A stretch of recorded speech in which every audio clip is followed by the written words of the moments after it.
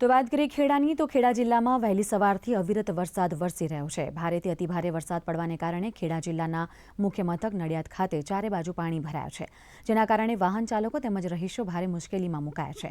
જિલ્લામાં વહેલી સવારથી બપોરે 2 વાગ્યા સુધીમાં 4.44 ઇંચ વરસાદ નોંધાયો છે।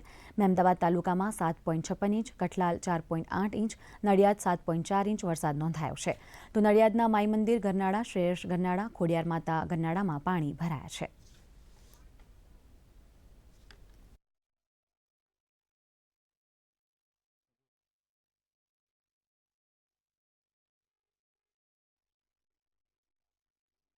ખેડા જિલ્લાની આજે વહેલી સવારથી જ ધોધમાર વરસાદની શરૂઆત થઈ ગઈ છે, જે આપણે અત્યારે હાલ નડિયાદ મહાનગરપાલિકાની અંદર આપણે હાજર છીએ અને અત્યારે આ વીકેવી રોડ છે। વીકેવી રોડ ઉપર ઘૂંટણ સમાના પાણી ભરાઈ ગયા છે અને અત્યારે હાલ જે સંતરામ મંદિર છે એની પાછળ આ પાણી ભરાયા છે અને અત્યારે નડિયાદ શહેરની અંદર જે પૂર્વ પશ્ચિમ વિસ્તાર છે એ આખા 4 ગરનાળા છે, શ્રેયસ, ખોડિયાર ગરનાળું, વૈશાલી ગરનાળું અને માયમાતા ગરનાળું બધા પેક થઈ ગયા છે।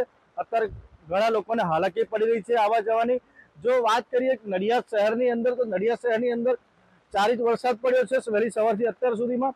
ગલતેશ્વરમાં 2 ઇંચ, કઠલાલમાં 3 ઇંચ, મહેમદાવાદમાં 3 ઇંચ વરસાદ એ થઈ અમને વરસાદ પડ્યો છે। ચિરાગ પટેલ, દૂરદર્શન ન્યૂઝ, ખેડા।